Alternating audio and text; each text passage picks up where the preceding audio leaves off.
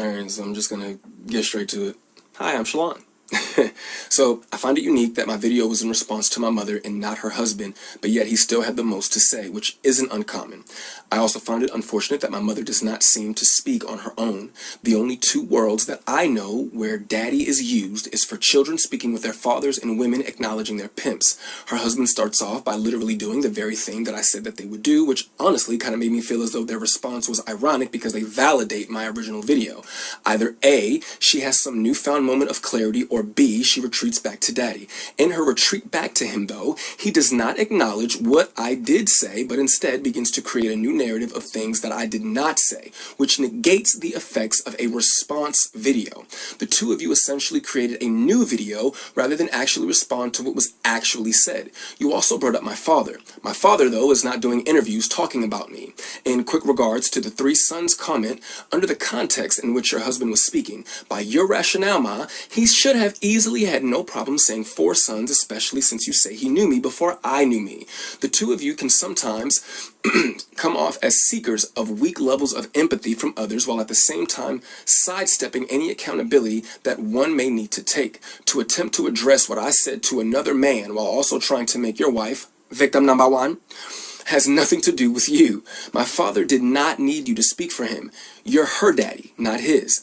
My mother has been speaking on our relationship for years, so to imply that only one side of a story was told when there are several articles and interviews throughout the internet discussing my strained relationship with her, filled with quotes from your wife speaking directly about me, while also providing vague context and downplaying the impact of an uninterested mother. I am 33 years old and have had ample opportunity to go to the media and tell some BS story for a BS amount of money, but instead I am on TikTok expressing my feelings for free. If the two of them were paying attention, I literally explained in my first video why I am responding using TikTok.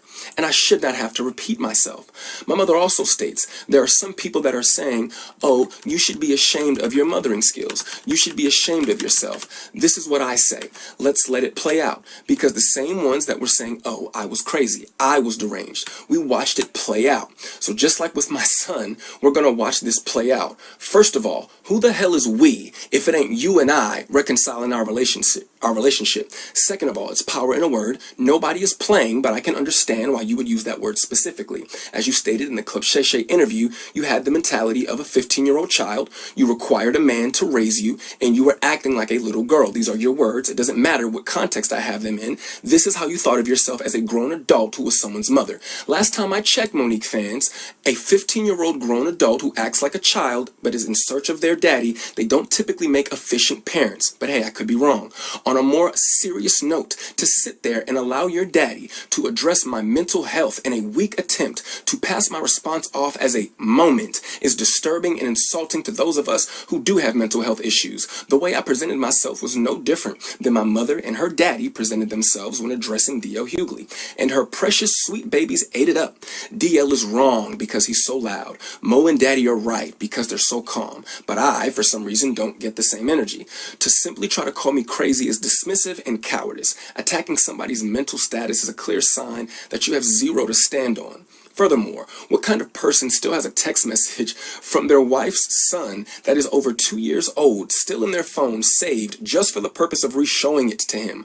What I specifically remember about that message is that at the end of it, you said something along the lines of, if you don't respond, I understand. I could care less about what your message was about, but for you to say in the message, if you don't respond, I understand, why was it then that when you and I did speak, after that message was sent, the first question out of your mouth is, hey man, how come you didn't respond to my text message? I found that to be very unique, but I did not need an explanation on how to speak to women or how to listen to women. That was not what that situation was about. My mother showed me how conceited she is in that situation that you were referring to. For a woman to villainize the actions of her son for being a man and a father to his new family simply because she had not heard from him in 2 days, as though her phone was broken and she could not check on me. Because last time I checked, I was a new parent.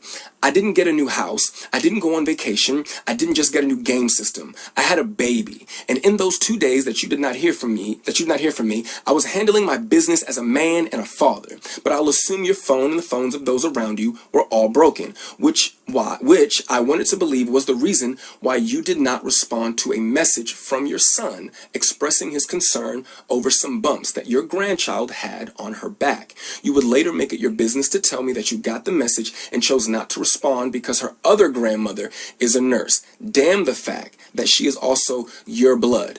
And shout out to Nana. My baby girl loves her some Nana. The statement about money and then stating, "Don't let nobody introduce me to you," is not a competent statement to make because it wasn't a complete sentence, nor did the two things correlate with each other. And when did you have the time to introduce yourself to a son that you weren't interested in and didn't do the best job you could do? I'm starting to think that you're not hearing yourself. To address money, you gave me $10,000 for a down payment on a car. Yes, thank you again. Thank you. My girlfriend and I were already prepared to put our money together and get a car. You and your husband called us one day and stated that y'all were going to give us $5,000 for a down payment. We said, okay. You then called us back a day or two later and stated that you would be giving us $10,000 for a down payment on the car. You and him made the conscious choice to give us that money. We did not ask you for anything, but this is an example of a rich person doing something for you, and because this is, an example of a rich person doing something for you because they want to do it for you, but because it doesn't have the desired effect that they want it to have, you are inconsiderate and ungrateful. But let's take it a step further. I eventually would uncover that my mother had left me a UTMA worth $45,000. You never brought that account to my attention. You claim it was because you forgot that you even set it up in the first place, which validates my original point. Who forgets that they invested $45,000 into a child that at that time is the only child? When I was homeless and I called you to help me figure out how to access the account, you said, "Shalon, I don't even know what you're talking about, and if I did, why do you think I would help you?" After finding out from the Georgia Department of Revenue that they had been sending me mail to 3 separate Georgia addresses, all of which I lived at with you at some point or another. For the life of me, I can't grasp how those letters managed to slip by so many people at 3 different locations. I did, however, eventually get access to the money and the brokerage account that you had set up for me with Morgan Stanley. To be fair, what you put together for me was amazing, especially had I let it sit for a year or two, which made it bittersweet that you wouldn't have wanted to help or even educate me on how to manage what I had.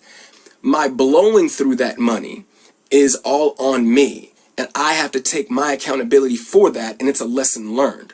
Sydney stated that the last time that him and I spoke, I wanted to call him Dad. The actual truth is that I wanted to call him Pop. Calling you Uncle Sydney, but my mother calls you Daddy, and the boys call you Daddy. It was getting a little awkward. And yes, for a very short time, I did feel that way about you, but the more things change, the more they stay the same. Oh, Black Jesus.